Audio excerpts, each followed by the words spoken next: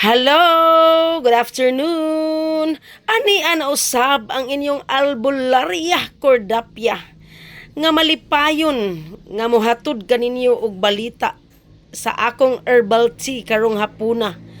Naghimo ko ani nga herbal tea tungod kay medyo labad-labad ang akong ulo guys, na ako'y headache. Dayon medyo ko kahilantanon na ako'y cough and fever.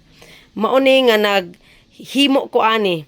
Ang akong gihimo karon mao kini ang nagyapon siya lemongrass, then paragis. Kinsay nakaila aning paragis? Murag ang sa uban ani ang term ani kay bila-bila, murag mo ni siya ang bila-bila sa uban, paragis sa amoa. And then of course naatay guyabano leaves. Dili nato ni kalimtan ang guyabano leaves kay grabe ka ini siya ka power ka ining guyabano leaves. And of course, dili nato kalimtan atong calamansi. And in behalf of sugar, refined sugar, ang atong gamiton, it's better to use honey as a substitute of your sugar, refined sugar. Okay?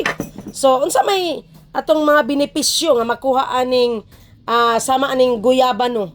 Ang guyabano makawala sa imo ang mga panuhot, sa imo ang sakit, sa masakit sa tiyan, kaning ulo, headache, then good for inflammation. Help also to manage your blood sugar and also your blood pressure. This is powerful. Nganong powerful man kay siya tungod kay anti-cancer gid ni siya ang guyabano leaves and antioxidant. Unsa po'y maayo nga benepisyo nga makuha nato aning paragis leaves or bila-bila sa Bisaya pa or daghan kay nig mga pangalan kani nga sagbot common kay ni sa ato diri nga sagbot, di ba? This is anti-inflammation, anti-histamine, then diuretic, antioxidant pagid siya, then cleansing sa atong internal organs, cleansing labi na sa mga babae kanang mga ovary o kanang mga ovary nato dinha nga daghan na kayog mga gipangbati sa atong mga ovary, sa atong mga mattress, natay mga pecos, natay mga gitawag nga mga mayuma, unsa pa na diha, natay mga hair follicles sa atong ovary. So kani permintihan niya inyo ning ihinubig every day mo ni siya inyong inubig ang paragis. And then lemongrass, of course ilado na kayo ang lemongrass, improve digestion, relief pain sama sa headache, stomach ache, inflammation, antioxidant pud siya ang kani. Then it help lower blood sugar and blood pressure. Okay? Then reduce fever. Kay naman ko gibati karon fever. Nakoy fever, so dili ko gainom og mga synthetic nga mga tambal gyud. Dugay nako dili gainom og mga synthetic. Antioxidant, then pain relief sama sa headache. Then regulate your blood pressure and your blood sugar. Okay? Of course atong gibutangan og vitamin C aron nga mo neutralize sa iyang taste, sa panglami, panglasa. And then kabalo naman ta unsay daghan gyapon kay benepisyo aning calamansi juice. This is rich in vitamin C, and then good for digestion, then help control cholesterol. Dayon of course kay rich in vitamin C man siya, so it boosts our immune system. Okay? And then of course naatay honey. This is better as a substitute of your refined sugar. Kay ngano, natural man gud ang honey. So gikuan man gud siya gi-sip sa mga buyog sa mga bees from the different kinds of plants, flowers. So kuan gid siya, grabe gid ni siya ka patsyada gid kay ni.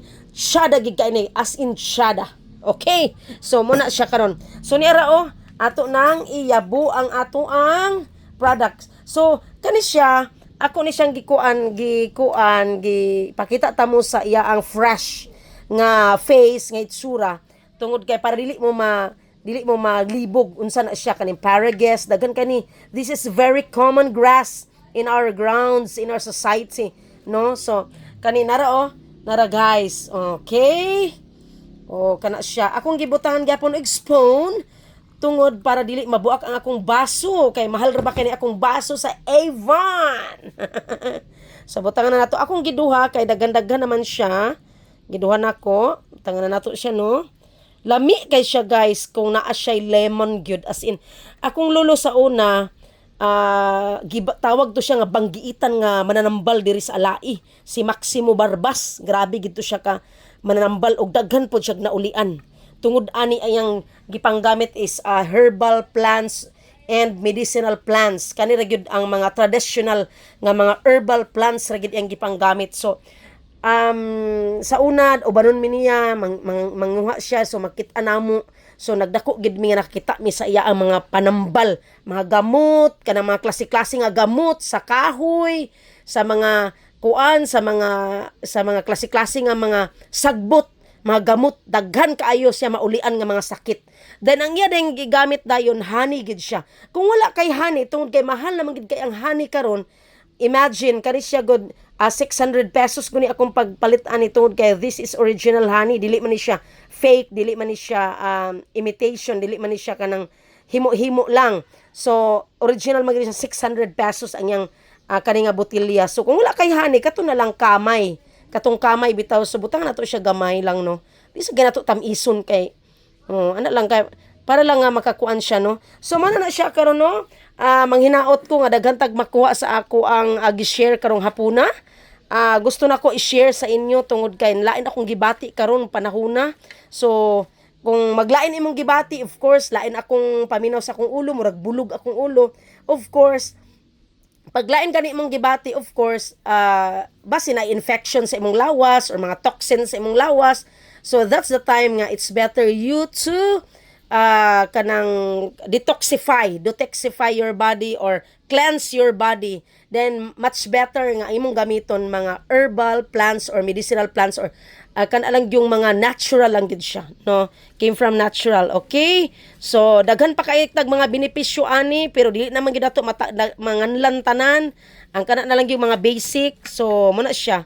So I hope nga nakakuha ta og mga maayo nga pagtulunan ani atong gi-share karong hapuna. Thank you, and please follow my page, Cordapia the Artistang Mini, and to my YouTube channel, Cordapia the Explorer. And thank you very much, and until on our next vlog. Bye-bye!